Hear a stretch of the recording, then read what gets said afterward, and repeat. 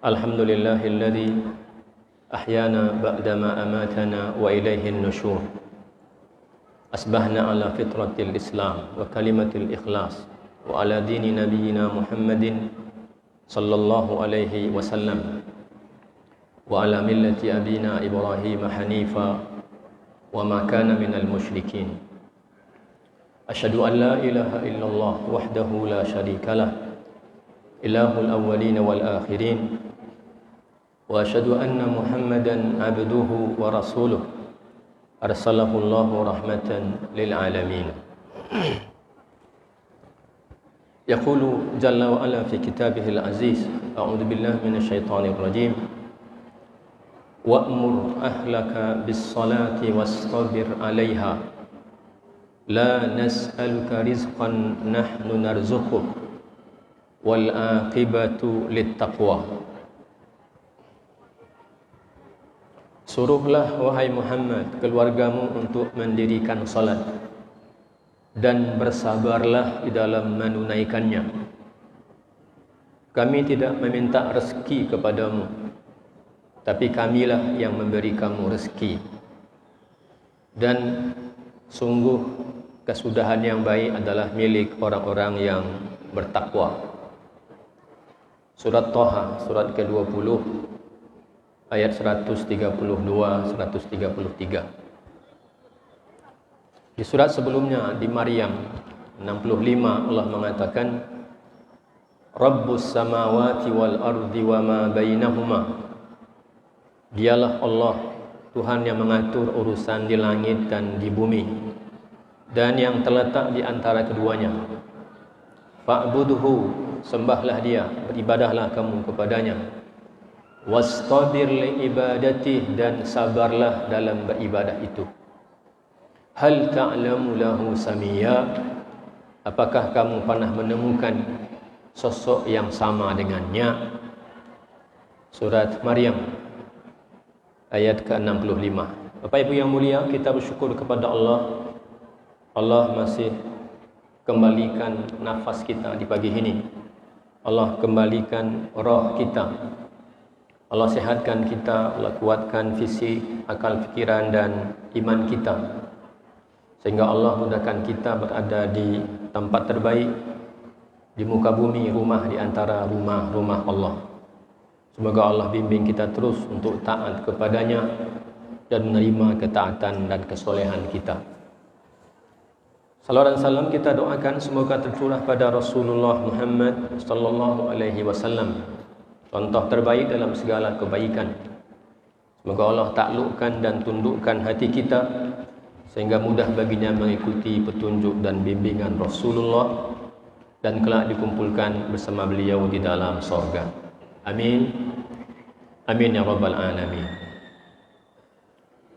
Dalam sebuah kesempatan ketika Nabi kita membicarakan tentang pintu-pintu surga, kata beliau, barang siapa yang ahli solat, bukan sekadar bisa solat, tetapi itulah amal istimewanya. Itu yang luar biasa dari amal-amal yang dia tunaikan. Barang siapa yang istimewa dalam solatnya ketika hidup di muka bumi, kelak masuk surga melalui bab solat. Ada pintu surga namanya pintu solat. Yang rajin, yang terpelihara, yang terus menyempurnakan solatnya, nanti masuk surga melalui pintu solat. Dan barang siapa yang istimewa dalam bersedekah, sedih hatinya kalau tidak bisa bersedekah. Tidak ada peluang bersedekah kecuali dia berikan, bahkan dia cari tempat-tempat di mana bisa bersedekah. Kata Nabi, barang siapa yang istimewa amal sedekahnya, maka kelak masuk surga melalui bab sedekah. Pintu namanya pintu sedekah. Dan barang siapa ahli jihad, serius, sungguh-sungguh dalam berjihad, tidak ada peluang berjihad kecuali dia mau terlibat. Ke surganya pun nanti kata Nabi melalui pintu jihad. Dan barang siapa ahli puasa, luar biasa serius dan sungguh-sungguh dalam berpuasa, bukan sekedar puasa dari makan dan minum, tapi semua anggota badannya juga ikut berpuasa. Panca inderanya juga terjauh dari hal-hal maksiat. Kata Nabi, masuk surga melalui bab Rayyan. Pintu surga untuk mereka namanya pintu Rayyan. Itu 4 pintu surga yang disebutkan oleh Nabi dalam satu hadis. 4 pintu surga lain itu dalam hadis yang berbeda-beda, sehingga pintu surga itu ada 8. Ketika menyebutkan pintu-pintu surga, salah seorang sahabat yang mulia, Abu Bakar radhiyallahu an, kata beliau, sepertinya tidak sulit masuk surga melalui satu pintu. Satu pintu mungkin kita bisa masuk. Pilihlah amal apa, mungkin tidak susah masuk surga itu melalui satu pintu. Tapi adakah orang yang bisa masuk surga melalui semua pintu? Ya Rasulullah. Kata Rasul, "Na'am, ya, dan aku berharap kamulah di antaranya." Masya Allah, Bapak Ibu yang mulia.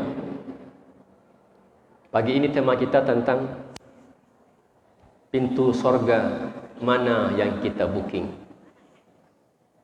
Pintu surga mana yang kita booking. Abu Bakar membooking semua pintu, dan beliau dijamin oleh Nabi. Dan itu pasti berbeda dengan satu pintu. Gambarkanlah kalau si fulan, kamu ke surga, ini pintunya dan ini kuncinya. Ini kunci pintu surga bab salat. Dia berjalan-jalan di surga, lalu cari-cari mana yang pintu surga. Ini tidak, ini tidak, ini tidak. Oh, sana pintunya, dapat pintu surga. Beda dengan orang, kamu boleh masuk lewat pintu mana saja. Oh, itu sudah, ke sana aja. Sana aja, kamu boleh memilih. Kalau orang bengkel, maaf ya, lagi nyari kunci, ada baut yang copot, kunci 10 umpamanya. Gak ada kunci 10, payah nyarinya. Oh, dapat kunci 10, sudah, berarti bisa dibuka bautnya. Tapi ada kunci Inggris. Dia bisa menggantikan kunci-kunci yang lain. Kalau sudah kunci Inggris itu semua bisa dibuka. Itulah dia pintu-pintu surga. Pertanyaannya adalah, pintu mana yang kita booking? Nabi katakan, barang siapa ahli, istimewa, serius, sungguh-sungguh, itulah amal paling maksimalnya, maka dia akan masuk surga melalui pintu di mana amal maksimal itu dia tunaikan. Oh, itu kan Abu Bakar, Ustaz. Kita bagaimana? Bisakah kita juga bermimpi, bercita-cita memiliki semua pintu? Bisa, kenapa tidak? Ya Ustaz, masuk surga saja alhamdulillah, apalagi memilih surga. Enggak, justru kata Nabi, kalau kamu mau surga, jangan sekadar mimpinya pokoknya asal masuk surga. Tapi mintalah Al-Firdausal A'la, surga tertinggi. Karena kalau kepleset enggak apa-apa, masih ada surga berikutnya. Tapi kalau mimpinya dan itu berkaitan dengan usahanya, pokoknya asal masuk surga, biasanya amalnya juga minimal. Dan kalau tergelincir, enggak sampai ke surga. Bukan hanya Abu Bakar yang bisa tinggal bersama Nabi di surga. InsyaAllah itu sahabat mulia, sehingga beliau jadi khalifah pertama. Jadi khalifah Abu Bakar itu orang terbaik setelah Nabi. Umar adalah orang terbaik setelah Abu Bakar. Nanti pada khalifah ketiga dan keempat orang berbeda pendapat, mana yang terbaik, Utsmankah atau Ali. Tapi orang sepakat bahwa manusia terbaik pertama adalah Rasulullah, habis itu adalah Abu Bakar, habis itu adalah Umar radhiyallahu anhu. Bukan hanya orang-orang ini yang dapat fasilitas surga istimewa itu. Seorang sahabat yang tidak terkenal, mungkin tidak akrab di telinga kita, enggak akrab, Rabi'ah bin Ka'ab al-Aslami. Ini muhajirin, orang Mekah. Ansar, penduduk Madinah, datang dari Mekah. Kondisinya prihatin. Dari status ekonomi sosial itu orang tidak berpunya. Sehingga beliau menjadi pelayan Nabi. Tidak punya rumah, tinggal di masjid. Bahkan beliau katakan, aku tidur di depan pintu kamarnya Nabi. Ngapain? Sebagai pelayan. Nanti kalau Nabi butuh sesuatu, aku ambilkan. Dia butuh sendal, dia mungkin butuh air wudu, aku ambilkan. Tidak perlu beliau repot-repot untuk mencari. Suatu hari kata beliau, aku dipanggil oleh Nabi. Rabi'ah, ya Rasulullah, ta'al, sinilah. Sebentar Nabi, saya sedikit ada urusan, ada pekerjaan sedikit yang belum selesai. Setelah selesai beliau datang. Ada apa gerangan ya Rasulullah? Kata beliau, salni. Kalau ada orang namanya salni, itu artinya mintalah kepadaku. Salni, minta. Kamu akan aku beri. Masya Allah. Sahabat, ya ahlus suffah, orang miskin, enggak punya rumah, tinggal ya di depan pintu kamar Nabi. Apa yang kita bayangkan kalau orang miskin kemudian disuruh meminta? Dia bujangan, enggak punya rumah, enggak punya banyak harta. Kalau kita ditanya, kamu mau apa? Ya mungkinlah, saya mau rumah, gitu kan ya. Saya mau mobil, saya mau motor, atau sepeda juga boleh. Yang mau. Kata beliau, satu ya Rasulullah. Apa itu? Uridu murafaqataka fil jannah. Saya minta satu ya Rasulullah. Apa itu? Karena disuruh tadi meminta. Aku minta satu hal. Apa itu?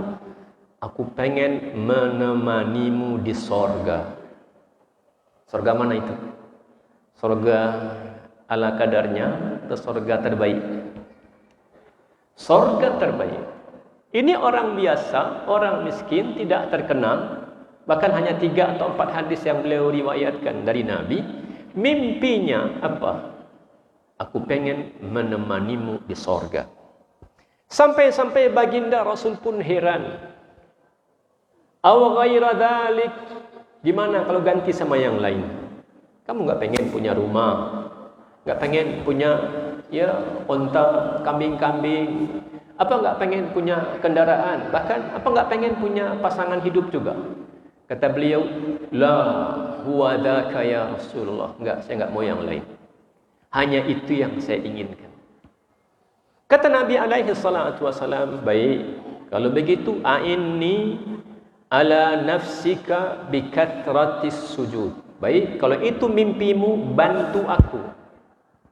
Bantu ngapain? Untuk mewujudkan cita-citamu itu dengan memperbanyak sujud. Memperbanyak salat. Fa innaka la tasjudu lillahi sajdatan. Karena kamu tidaklah bersujud dengan 1 kali sujud. Tadi subuh berapa kali sujud? 2 apa 4? 2 apa 4? Rakaatnya 2, sujudnya 4. Tidaklah kamu bersujud dengan 1 kali sujud. Illa rafa'atallahu biha darajah. 1 sujud itu mengangkat 1 derajatmu di sisi Allah. Nah, Bapak Ibu yang mulia, tanyaan tadi, pintu sorga mana yang kita booking? Hari-hari ini, itu hari-hari pintu sorga masih dibuka. Sejak hilal pertama terbit di awal Ramadan, kata Nabi, dibukalah pintu-pintu sorga sejak hilal Ramadan pertama mulai tampak. Sehingga tidak 1 pintu pun yang ditutup. Dan ditutuplah pintu-pintu neraka. Sehingga tidak 1 pintu pun yang dibuka. Dan dibelenggulah syaitan dan jin-jin jahat. Fanada munadin, lalu ada seruan yang menyeru. Apa bunyi seruan itu? Ya baghiyal khairi aqbil. Wahai pecinta-pecinta kebaikan, kesinilah. Yang suka solat, kesinilah. Yang suka sedekah, kesinilah. Yang suka baca Quran, kesinilah. Yang suka bersedekah, kesinilah. Sinilah. Allah mengundang. Wa ya baghiyash syarri aqsir, wahai yang suka juga dengan keburukan. Suka mata tidak terjaga, telinga tidak terpelihara, mulut ngomong apa saja, tangan ini enggak ada remnya. Sudah, berhentilah. Berhentilah, berhentilah. Apa maknanya bagi kita? Ketika pintu-pintu sorga dibuka, pintu-pintu neraka ditutup, setan dan jin-jin itu kemudian yang jahat dibelenggu oleh Allah. Maknanya adalah, ini adalah hari-hari kita menggunakan semua peluang kebaikan. Di luar Ramadan itu setan gentayangan. Di mana-mana setan itu. Dan pengaruhnya kuat. Dan dia mengalir dalam dada badan kita. Di mana darah kita mengalir. Kalau kita kenyang, maka dia aktif dalam badan. Ketika kita berpuasa, aktivitasnya tidak bisa maksimal karena dia diikat, dibelenggu. Kalau masih ada juga orang di bulan Ramadan tidak juga taat kepada Allah, puasa enggak juga, solat enggak juga, mulut enggak terkontrol juga, kata setan, hei, ini sudah teman kita nih, kita enggak perlu repot ngurusin dia. Di luar Ramadan apalagi ya, ini orang, kita enggak perlu habiskan energi ngurusin orang-orang seperti itu. Kenapa? CS-nya kita tuh, rekan kita, teman sejawat kita. Minal jinnati wan nas alladhi yuwaswisu fi sudurin nas. Minal jinnati wan nas, dari golongan jin dan manusia yang kerjanya membisikkan. Kerja kita hanyalah berupaya semaksimal mungkin. Jangan tergoda, jangan tertipu. Sebentar lagi, sebentar lagi. Sekaranglah momennya. Dan jangan, maaf Bapak Ibu yang mulia, berfikir jangan pernah katakan, ini Ramadan ini tujuan. Enggak, dia bukan tujuan. Dia alat, dia sarana, dia tempat kita berlatih. Sehingga nanti selepas Ramadan, yang biasa solat berjamaah, yang biasa bersedekah, yang biasa qiyamul lail, yang biasa bacaan Quran, dia akan terbiasa. Dalam teori ilmu jiwa disebutkan, sebuah kebiasaan itu pada awalnya tidak menjadi biasa, butuh latihan dan pemaksaan bahkan, dan dia akan menjadi biasa kalau diulang sebanyak 25 kali pengulangan. 25 hari, 25 kali. Dan kita bukan 25 hari, tapi 29 ke 30 hari dilatih oleh Allah. Mata, telinga, mulut, tangan, kaki. Semua Allah bimbing. Sehingga dari sekarang kita bisa menetapkan, kamu mau booking yang mana? Pintu surga yang mana? Maksimalkan sekarang. Karena kalau sudah maksimal sekarang, nanti selepas Ramadan gampang. Tapi terserah jalan, pokoknya tu minim tu bisa tergelincir. Kita hanya butuh satu hal penting. Apa itu? Kesabaran dalam ketaatan, kesabaran dalam meninggalkan maksiat. Kita tidak akan sampai ke puncak kalau tidak bisa mendaki. Jangan harap sampai di puncak itu, tapi kita enggak pernah mendaki. Makanya Allah katakan, fala qataha man aqabah. Kenapa dia enggak memilih jalan mendaki? Sekali-sekali kita kekang nafsu ini, kita kendalikan, kita atur. Jangan biarkan terus meluncur. Karena orang tidaklah meluncur kecuali dia akan jatuh dalam kehinaan. Orang tidaklah akan mendaki kecuali dia akan sampai ke puncak. Wala qatahamal aqabah. Pilihlah jalan mendaki, jangan jalan menurun. Karena dengan mendakilah kita akan sampai ke puncak.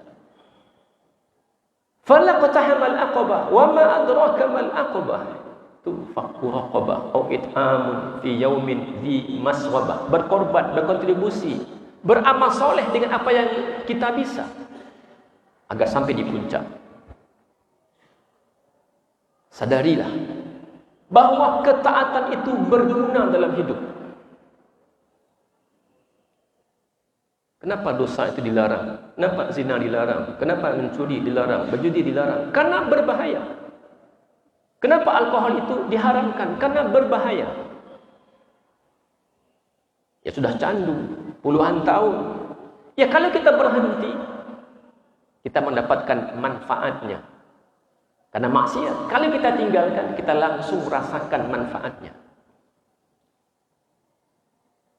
Ketaatan pun kalau kita kerjakan, kata orang itu nanti itu imbalan dari ketaatan itu kan nanti di akhirat. Iya, tapi sekarang juga. Kenapa orang tidak mau ya untuk lakukan ketaatan? Karena dia anggap nanti itu, urusan nanti akhirat itu. Kenapa orang tidak mau berhenti dari maksiat? Karena sekarang dia merasakan ya begitu yang dia suka, itu cocok dengan syahwatnya. Dia lupa bahwa itu berbahaya. Coba lihat, Abu Hurairah katakan radhiyallahu anhu. Ini Abu Hurairah, pelayan Nabi yang lain yang paling banyak meriwayatkan hadis dari Nabi. Datang laki-laki kepada beliau mengeluhkan tentang sempitnya hidup. Payah ya, rezeki, kehidupan. Apa kata beliau? Iqra'ul Qur'an fi buyutikum. Bacalah Quran di rumah kalian. Ini bukti bahwa amal soleh itu berguna untuk kehidupan dunia. Jangan hanya nanti. Bacalah Quran di rumahmu. Fa innal baita alladhi yuqra'u fihi al-Qur'an. Karena di rumah-rumah yang dibacakan Quran, yakfuru khairuhu, pertama banyak kebaikannya. Rumah itu dipenuhi oleh kebaikan, oleh keberkahan. Penghuni rumahnya memberikan kebaikan, memberikan keberkahan.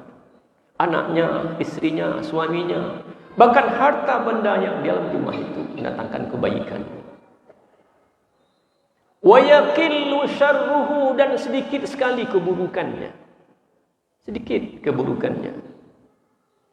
Wa taqrabuhul malaika, rumah-rumah yang dibacakan Quran di dalamnya itu didekati oleh malaikat. Sehingga rumah itu damai, tenang, aman. Walau rumahnya kecil, tapi Masya Allah, tinggal di situ itu nyaman. Wa tahjuruhu syayatin, ditinggalkan oleh setan. Kita nggak sanggup tinggal di sini, panas kata setan. Susah di sini, kita nggak makan, kita nggak minum, kita nggak bisa tertawa, nggak bisa tidur di sini. Setan pergi. Yang kelima ini. Apa kata Abu Hurairah? Wa yuwassa'u li ahlihi, Allah akan lapangkan rezeki penghuninya.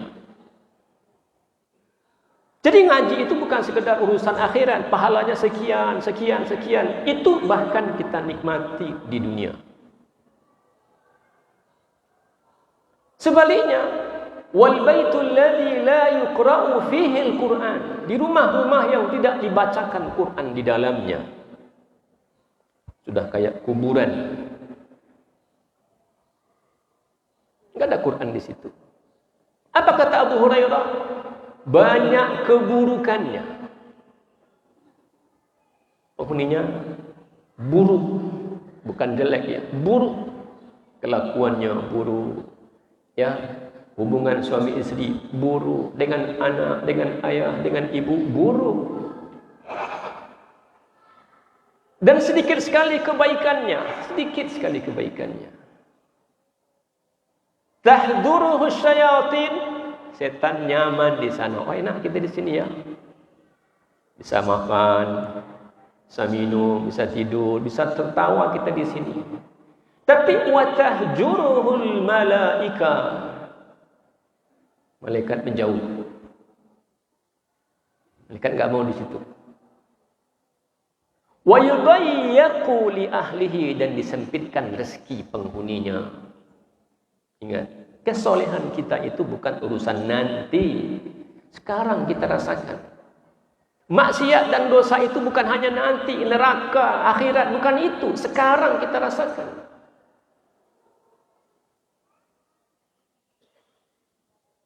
Al-adab al-adna dunal adabil akbar.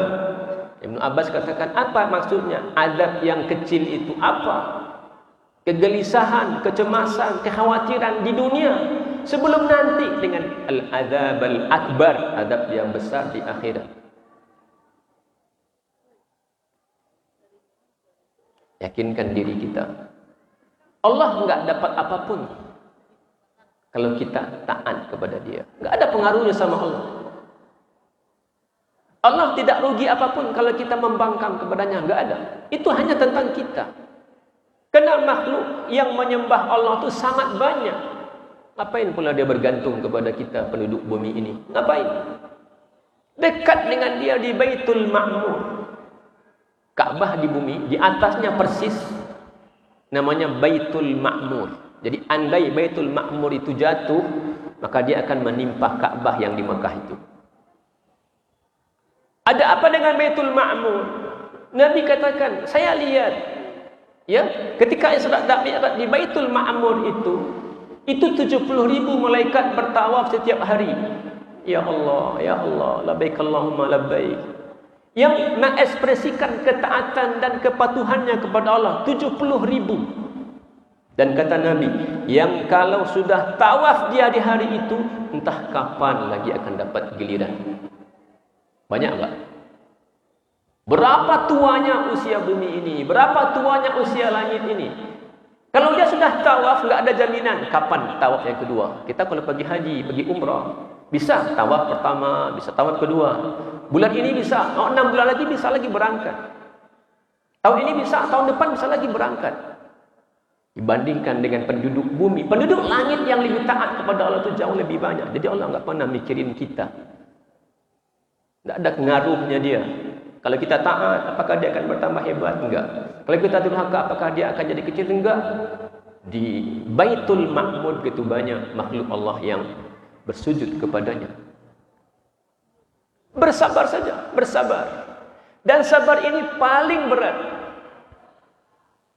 Kita harus yakinkan diri kita bahwa ketaatan kita itu berguna sepanjang masa. Sejak kita ada sampai kita tiada.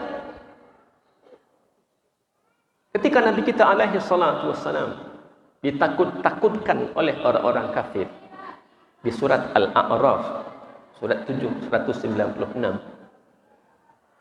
kata orang kafir, awas lo ya, kamu kami binasakan, kami hancurkan, awas. Allah langsung bela nabinya dengan menurunkan ayat 196 Al-A'raf itu. Apa kata Allah? Katakanlah kepada mereka, inna waliyallah, sesungguhnya pelindungku adalah Allah. Aku enggak butuh pengawalan manusia, perlindungan manusia, enggak. Pelindungku adalah Allah. Bagaimanapun kalian mengancamku, aku punya Allah. Inna waliyallahu alladhi nazzala al-kitab, dialah Allah pelindungku yang telah menurunkan kitab. Wa huwa yatawallas salihin, tapi ingat, dia bukan hanya melindungi aku saja, dia melindungi semua orang soleh. Semua yang melakukan kebaikan, ketaatan, apapun namanya. Tidak harus soleh pula namanya, apa aja namanya.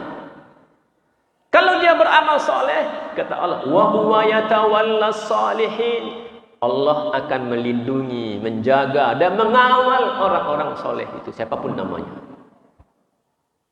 Pagi enggak usah cemas, siang enggak usah cemas, sore enggak usah cemas, malam enggak usah cemas. Bahkan kalau ada orang ingin berbuat jahat saat kita tertidur pun enggak usah cemas. Allah membela orang-orang soleh, melindungi dan menjaga mereka. Apa alasan Allah? Ketika ada orang, beberapa orang anak muda 309 tahun tertidur.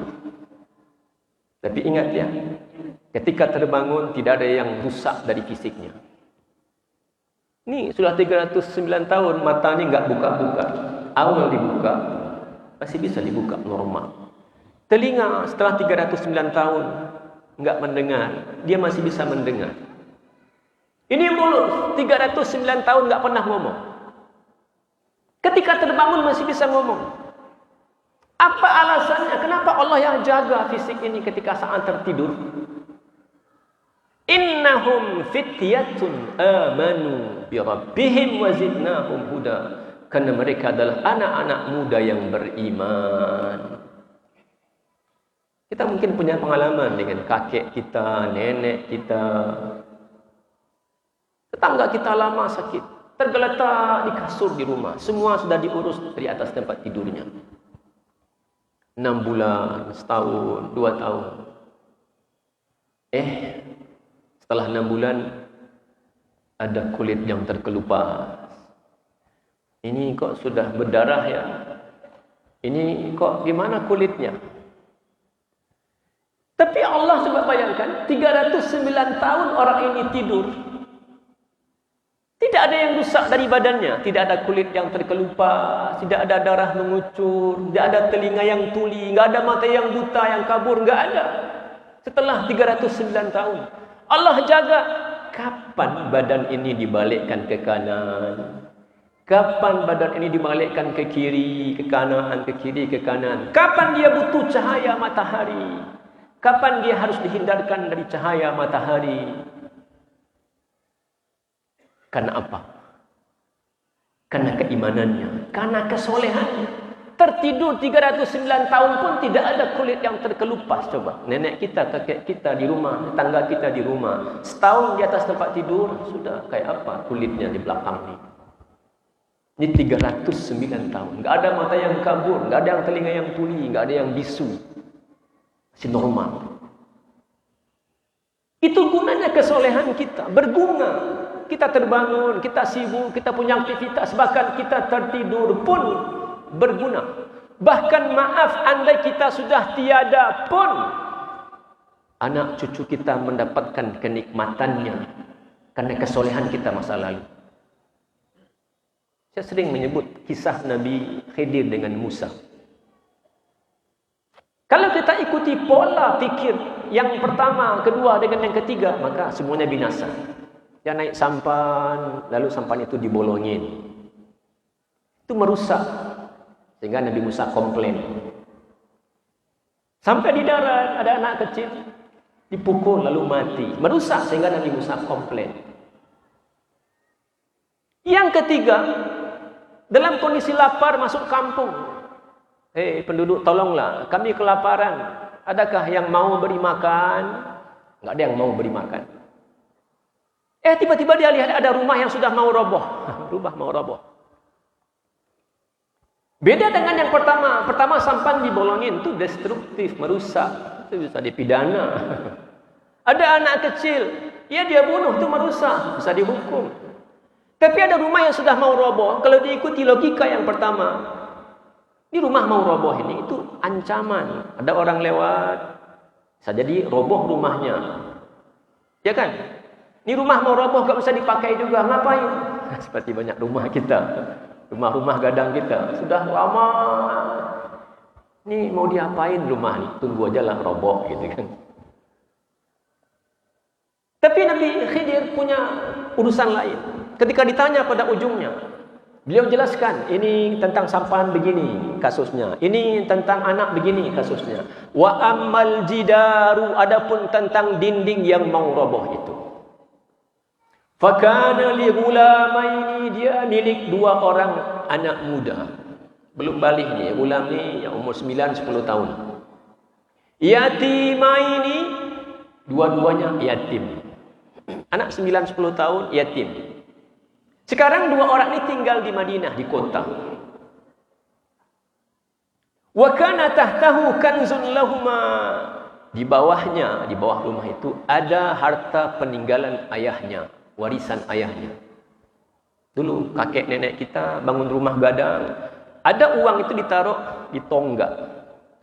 Ya, masuk situ. Pagi dia situ atau sore dia situ masuk. Begini jugalah barangkali. Ini milik anak yatim. Sekarang tinggal di kota, berdua, belum balik, belum dewasa. Di bawah rumah itu ada peninggalan milik mereka. Apa alasannya? Kenapa Allah mau perintahkan? Itu Allah yang perintahkan. Nah, ini bolonginlah. Ini anak bunuhlah. Ya, ini rumah perbaikilah. Wa kana abuhuma salihah. Ingat. Satu alasannya. Karena dulu bapaknya itu orang saleh.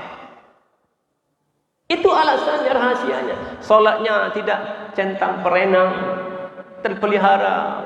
Ibadah puasanya, sedekahnya, silaturahimnya. Gara-gara kesolehan anaknya, ayahnya, anaknya dapat keberkahan. Bahkan Ibnul Munkadir rahimahullah meriwayatkan, kesolehan seorang ayah, seorang kakek itu berguna sampai 7 keturunan ke bawahnya. Gak usah malas beramal soleh. Pasti berguna untuk kita, bahkan untuk anak cucu kita. Kita tinggalkan banyak harta warisan, tapi tidak kita wariskan kesolehan. Itu jangan harap akan menenteramkan. Tapi kalau kita wariskan kesolehan kita, andai tidak punya apapun kita, itulah alasan yang paling kuat agar Allah menjaga anak dan cucu kita. Maka bersabar dalam taat. Sabar pada musibah itu biasa. Pilihannya sabar atau enggak sabar. Kalau enggak sabar dalam musibah, ya sudah. Kita yang rugi. Karena musibah itu terus lewat, berjalan. Sabar meninggalkan maksiat. Sabar juga. Karena sebagian maksiat itu jadi hobi, kebiasaan. Sabar saja. Maksiat kadang-kadang butuh uang. Sudah, di rumah aja, enggak perlu keluar. Di rumah aja, enggak perlu keluar. Sabar meninggalkan maksiat itu maknanya itu pasif. Tapi sabar dalam kesabaran, dalam ketaatan itu aktif. Orang dengar, ya tiba-tiba masjid ini sudah menggema ada kajian atau ngaji-ngaji di pagi hari sebelum subuh. Sabar dalam taat. Kalau kita tanya tentang manusiawinya kita, pilih mana? Jangan pertimbangkan iman. Sebagai manusia biasa, dalam saat kita tertidur ngantuk-ngantuk itu dipanggil ke masjid. Kalau boleh memilih, kita maunya tidur atau ke masjid. Manusia, bukan orang beriman. Manusia. Manusiawinya kita di rumah aja ngapain. Tapi karena sabarnya kita dalam taat, kita bangkit, kita ke kamar mandi, kita ke masjid. Kita yang punya uang, Masya Allah. Sabar dalam meninggalkan maksiat pasif, tapi sabar dalam taat itu aktif. Apa maknanya? Gimana kita nggak bersabar? Kita sudah capek cari siang, malam, bertahun-tahun kita kumpulkan, lalu kita berikan. Kalau kita tanya manusianya kita, lebih suka memberi atau menerima? Kita sukanya menerima. Tapi kita sabar dalam taat. Memberi. Sabar dalam taat. Dan maaf, semakin kaya, maka semakin dibutuhkan kesabaran. Maaf ya, Bapak Ibu yang mulia. Tidak harus di Ramadan ini berzakat. Tidak harus, yang harus Ramadan memang zakat fitrah. Tapi sebagian ingin berzakat di bulan Ramadan, nggak apa-apa. Mungkin belum setahun, mungkin baru 10 bulan usahanya, nggak apa-apa, bayarkan. Lebih dulu nggak apa-apa, tapi nggak boleh terlambat. Semakin kita kaya, itu semakin butuh kesabaran. Boleh diukur. Orang yang punya uang 10 juta, ya, dia berzakat. Gajinya 10 juta di kantor. Zakat 2,5% profesi. Berapa itu? 250.000 saja. Oh, itu gampang. Cuma 250.000. Tapi kalau orang punya uang 100 juta. Berapa zakatnya? 2,5 juta. 2,5%. Mulai mikir, 2,5 juta. Itu baru 100 juta. Kalau sudah 1 miliar, gimana? Lebih mudah atau lebih berat? 1 miliar itu zakatnya 25 juta. Mulai mikirkan, 25 juta. Padahal nominalnya di sisi Allah sama-sama 2,5%. Dan maaf kalau ada orang punya uang 10 miliar. Dan di Solo ini ada orang punya uang 10 miliar. Banyak tuh yang uangnya 10 miliar. Kalau dia punya uang 10 miliar, berapa zakatnya? 250 juta. Lebih mudah mana? Mengeluarkan 2,5 juta atau 250 juta? Di sisi Allah sama-sama 2,5%. Kenapa kamu keluarkan uang 2,5 juta kamu mudah, ringan? Tapi kenapa kamu giliran uang kamu diberikan 10 miliar, mengeluarkan 250 juta itu? Maju mundur, akhirnya mundur teratur. Datang orang ke rumahnya, sinilah saya bagi-bagi zakat. Bagi ini 100 ribu, ini 100 ribu, ini 1 juta. Ujung-ujungnya, ya mungkin kena 10 juta, 20 juta. Harusnya 250 juta. Karena semakin kaya kita, itu semakin butuh kesabaran dalam beramal. Di sisi Allah itu sama-sama 2,5%. Allah minta cuma 2,5%. Apalagi kalau ada orang punya kekayaan 100 miliar. Masya Allah. Zakat 2,5 miliar. Kebayang enggak? Tapi itu wajib dikeluarkan. Itu baru zakatnya. Wajib dikeluarkan. Dengan maaf, saran saya kepada orang kaya-kaya, agar kita enggak ditimpa penyakit itu, suruh orang datang ke rumah. Yang toko bangunan, yang minimarket, yang supermarket, datanglah ke rumah saya. Tolong hitung, saya enggak mau repot, saya enggak mau. Toko onderdil, toko ini, datanglah ke rumah saya. Tolong hitung semua ini berapa. Kamu hitung aja. Menyerah sama dia. Karena kalau kita mana ya?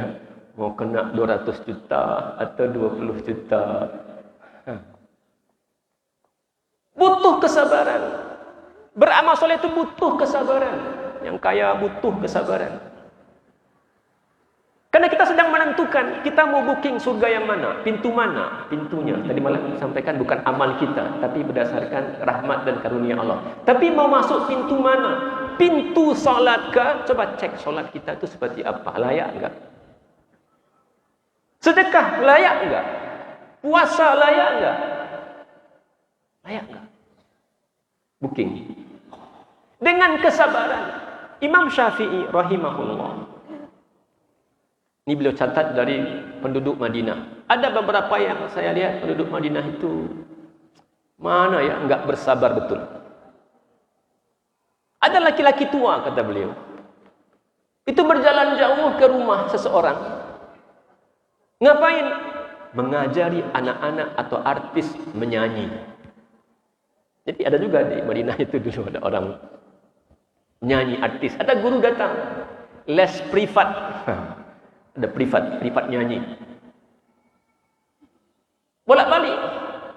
Ya jalan kaki aja tuh. Tapi kata beliau anehnya apa? Anehnya adalah orang ini jalan kaki sanggup ke rumah artis itu untuk mengajari dia bernyanyi. Giliran salat ke masjid, salat dalam keadaan duduk.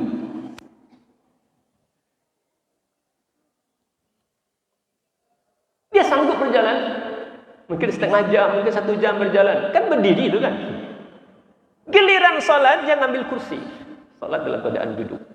Ini bukan nyindir apa-apa, enggak. Jangan pula nanti yang pakai kursi merasa tersindir, enggak ada nyindir-nyindir. Ini peristiwa yang dialami oleh Imam Syafi'i. Heran saya kata dia. Di antara yang heran yang saya lihat itu ada orang berjalan jauh ke rumah seseorang, rumah artis untuk mengajari dia bernyanyi, tapi giliran waktu salat dia berdiri salat dalam keadaan duduk. Mana sabarnya? Ya sabar berjalan tapi enggak sabar untuk berdiri salat.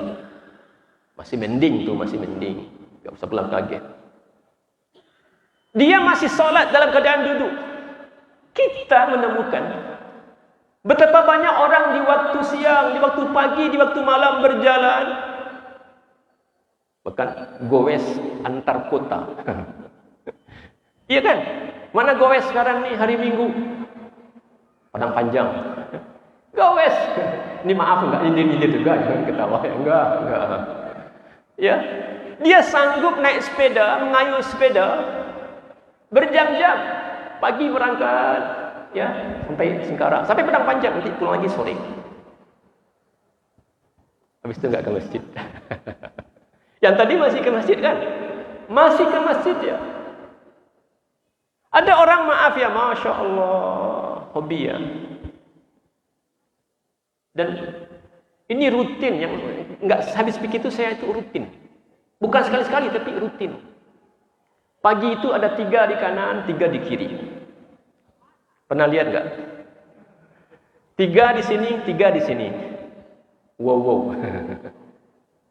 Itu pagi-pagi, dia keliling sana. Berapa masjid yang dia langkahi. Jadi untuk wow-nya itu, rutin. Ya, kadang pagi petang.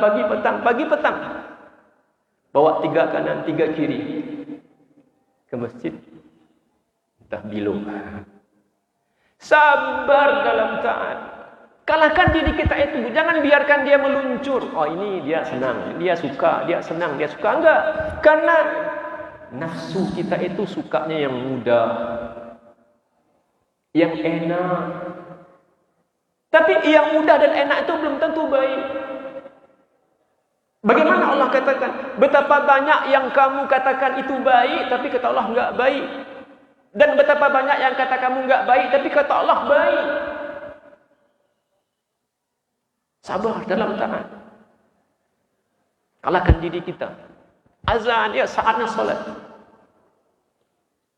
Jangan lewatkan ada hari tanpa bersedekah walau 1.000, 2.000. Jangan lewatkan. Ada peluang lakukan kebaikan apapun. Ya, mungkin dengan tenaga kita, mungkin dengan pikiran kita, mungkin dengan bahasa kita, dengan tulisan kita. Lakukan kebaikan. Sampai bila tu Ustaz? Sampai bila? Sampai Ramadan. Yang puasa yang sampai Ramadan. Puasa Ramadan. Puasa berikutnya nyambung. Ada puasa Sawal, ada Senin Kamis, ada puasa Ayyamul Bid, ada puasa Daud. Tarawih, Ustaz. Ya, tarawih itu berakhir pada malam, ya, puasa terakhir. Tapi qiyamul lail. Jalan terus.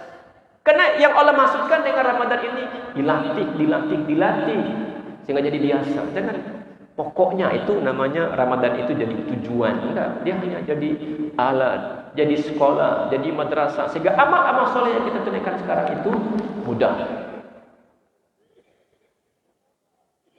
Hari-hari libur, alhamdulillah ini hari libur. Saya agak lebih panjang. Biasanya kalau enggak hari libur enggak lebih panjang. Ini hari-hari pagi ini, itu hari-hari mahal. Mahal hari pagi ini. Sehingga Nabi katakan alaihi salatu wassalam, enggak ada orang yang salat subuh berjamaah. Hanya kan habis subuh sedikit-sedikit pulang. Ya kalau kita punya kesibukan di kantor, di ladang, di sawah, tidak apa-apa. Tapi kalau tidak ada kesibukan yang mendesak, amalkan hadis Nabi ini. Tidak ada orang yang salat subuh berjamaah lalu qa'ada, duduk sambil berzikir kepada Allah. Zikir itu bisa subhanallah, alhamdulillah, la ilaha illallah, Allahu akbar, atau mendengarkan kajian, atau kita baca Quran. Pokoknya segala aktivitas yang mengingatkan kita kepada Allah.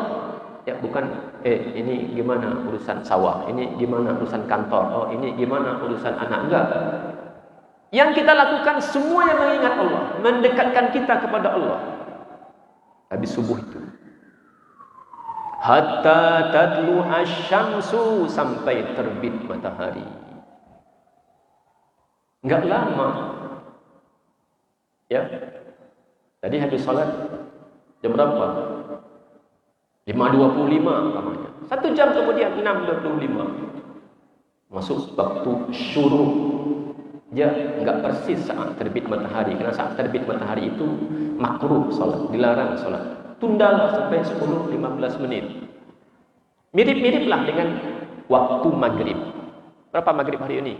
6.23, 6.24. Ya sudah. 6.24 salat 2 rakaat. Tak perlu panjang-panjang. 2 rakaat. Baru keluar. Kata Nabi, orang yang seperti itu, di hari itu, dia dapat pahala yang sangat besar. Karena itu setara dengan pahala berhaji, berumrah, sempurna sempurna. Apa masalahnya? Sabar saja, sabar. Ini antri mau olahraga. Wah, ini mau ke sini. Sabar saja sampai waktunya datang. Haji, umrah, full umrah bulan Ramadan itu 50 juta. Umrah full 30 hari. Kita di sini aja. Senin nggak bisa, Selasa nggak bisa, sampai Jumat nggak bisa, nggak apa-apa. Sabtu bisa, Ahad bisa. Latih mata kita ini sehingga dia sabar, ya, menatap huruf-huruf Arab, huruf-huruf Al-Quran, sehingga dia sabar. Latih dia. Awal-awalnya berat, tapi latih. Nah, kalau tadi Imam Syafi'i mengatakan, ada yang aneh yang saya lihat, orang berjalan, lalu kemudian salat dalam keadaan duduk. Kita bisa analogikan betapa banyak orang yang sabar dengan ini. Yang sebesar ini tuh. Kuranglah besar ini kan layarnya. Kan kecil tuh layarnya yang kita pegang. Segini tidak saya bawa. Kan kecil layarnya. Sudah pedih mata, itu kita masih maksain. Sabar betul. Baca, nonton, YouTube. Sabar. Yang kita tonton kadang-kadang ini lawak, ini ketawa, ini lucu. Jadi ada orang yang sabar mungkin berjam-jam bersama HP-nya, Android-nya. Tapi giliran Quran 2 halaman menyerah. Kalau HP-nya hilang, langsung mana ya. Kalau chargernya nggak ketemu, mana ya. Tapi Quran dari pagi sampai sore itu belum pernah ketemu, nggak sedih. Mestinya kalau kita bersabar itu, kalau kita nggak mampu lakukan ketaatan dan kesolehan, itu kita sedih. Allah gambarkan orang-orang yang datang kepada Nabi, ya Rasulullah, ini peluang jihad sedang terbuka.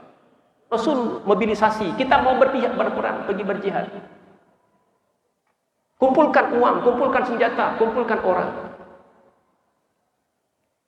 Tiba-tiba datang rombongan orang menghadap Nabi. Wala 'alal ladina idza ma atauka litahmilahum. Tidak ada dosa bagi orang-orang yang datang kepadamu. Mereka berharap, ya Rasulullah, tolong berangkatkan kami. Secara fisik kami ini kuat. Enggak ada halangannya. Tapi maaf, kalau kami pergi itu anak istri enggak makan.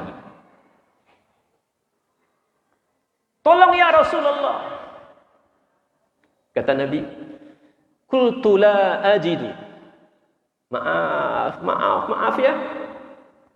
Ya Nabi, ketika sahabat mau pergi berjihad, dimintai tolong, ada enggak biaya untuk kami tinggalkan di rumah? Kata Nabi, maaf ya, aku enggak bisa bantu kalian. Apa yang terjadi dengan sahabat-sahabat ini yang enggak bisa berangkat? Wala 'alal ladina idza ma atauka litahmilahum qultu la ajidu.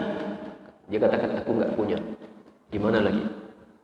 Lalu orang ini kembali, apa yang terjadi?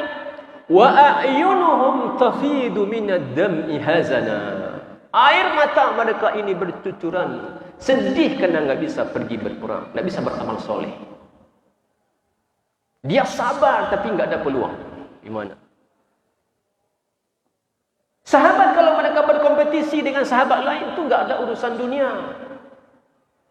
Kita aja kompetisi ini, siapa rumah yang paling bagus, siapa yang paling mahal, siapa yang paling mewah, itu kompetisi dunia. Sahabat itu berkompetisi dalam urusan amal soleh. Sehingga sahabat-sahabat yang miskin itu sedih. Datang sama Nabi. Ya Rasulullah, dhahaba ahlud duthuri bil ujur. Enak sekali orang kaya ya. Kenapa memangnya? Yusalluna kama nusalli. Orang-orang kaya itu bisa salat seperti kami salat. Wa yasumuna kama nasum. Mereka berpuasa seperti kami puasa. Sama amalnya salat, puasa. Orang kaya ya, miskin ya. Tapi kata mereka, wa yatasaddaquna bi fuduli amwalihim. orang-orang kaya itu bersedekah dengan harta-harta terbaiknya. Jadi bukan pada kaya itu masalahnya, tapi adalah pada sedekah mereka. Yang kaya banyak sedekahnya, terbaik sedekahnya. Sabar. Jadi orang kaya itu memang infaknya lebih banyak dibandingkan dengan orang biasa. Ini enggak. Orang kaya 2.000, ya miskin 2.000 juga. Orang biasa 5.000, orang kaya 5.000 juga. Itu beda di sisi Allah. Orang miskin walaupun dia cuma bersedekah 1.000 rupiah, itu entah sudah berapa persen dari kekayaannya. Masa orang kaya berinfak 2.000, sedekah 2.000. Sabar.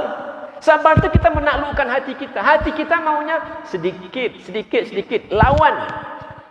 Kenapa sedikit? Saya mau 10.000. Saya mau 20.000. Kenapa kamu larang-larang? Begitu kan ke hati kita itu kalau beramal soleh. Itu gimana kata Nabi? Mereka bersedekah, kami nggak bisa sedekah. Gimana? Mau aku tunjukkan gantinya? Ini khusus bagi yang miskin. Yang seperti sahabat keluhkan. Apa itu? Kalau kalian memang nggak punya, jangan lupa sehabis salat bertasbihlah 33 kali.